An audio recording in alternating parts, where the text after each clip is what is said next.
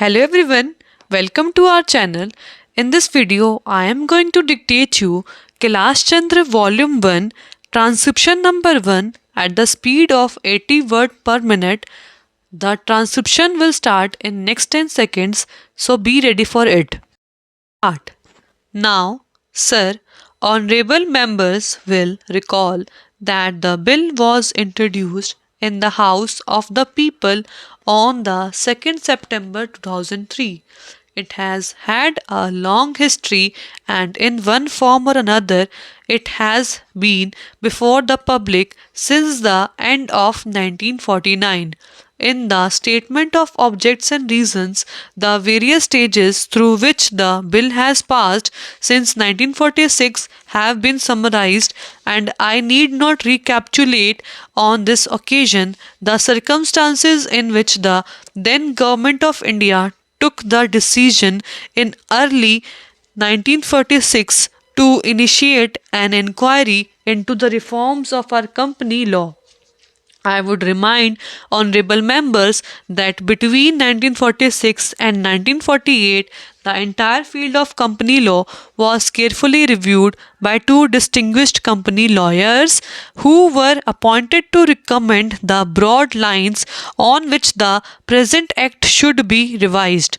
Their recommendations were examined in the then Ministry of Commerce, and certain tentative departmental views which emerged were circulated in a comprehensive memorandum to all recognized trade and industrial associations, bar associations, the high courts, and the state governments that brought us to the end of 1949.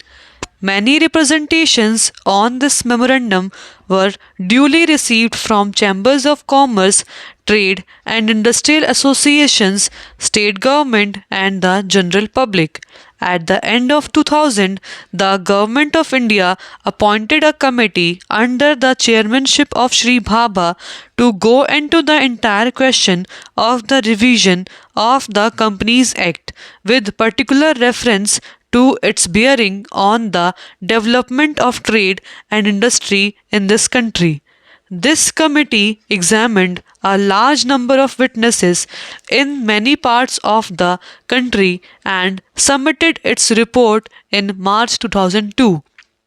This report again was circulated to all state governments, chambers of commerce, trade associations, high courts, and many other bodies.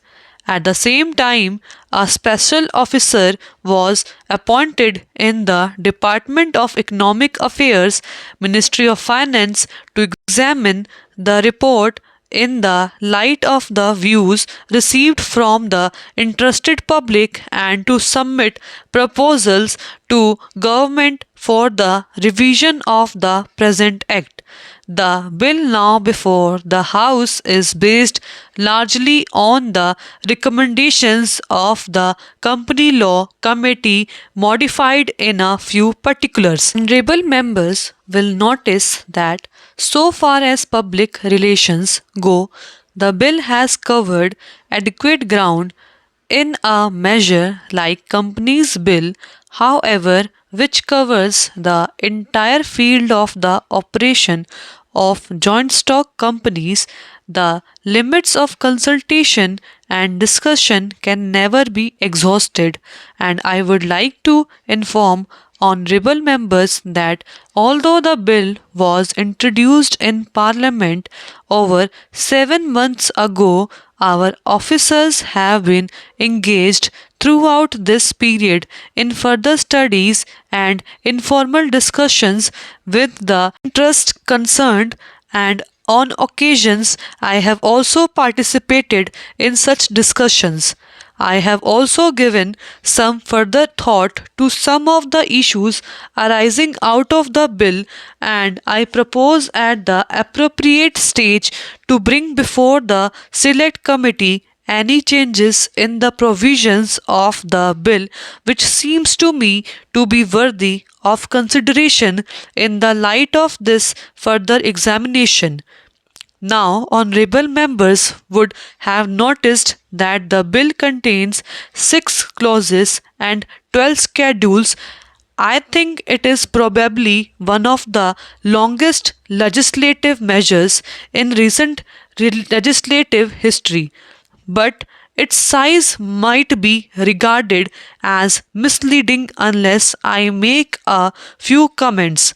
The bill is both, one must remember, a consolidating and amending measure. As mentioned in the Statement of Objects and Reasons, this is the first opportunity which has occurred since 1923 for the consolidation of the Companies Act. Advantage has been taken of this opportunity to redraft several long and complicated sections in the present Act, which have been split up into a large number of clauses. This is the largest single factor accountable for the increase in the number of clauses in the bill. New clauses embodying substantial changes in the present law would hardly constitute more than a small fraction of the bill. I would also draw attention to the structural changes in the bill to which a reference has been made in the Statement of Objects and Reasons. The redraft of the bill and the rearrangement of the existing chapters in the Companies Act in a more logical order have, I think, resulted in a noticeable improvement in the form of the bill, and I hope will facilitate better understanding and appreciation of the scheme. I wish that the act which came into effect long ago was implemented properly. I know that the minister here is very earnest in implementing it, but unfortunately, his colleagues at the state level are disappointing him. Unfortunately, no steps have been taken for trimming or toning up the administration at the state level. This dictation range about 80 to 100 word per minute. I hope you all like this video. Do like, share and subscribe to the channel. Thank you.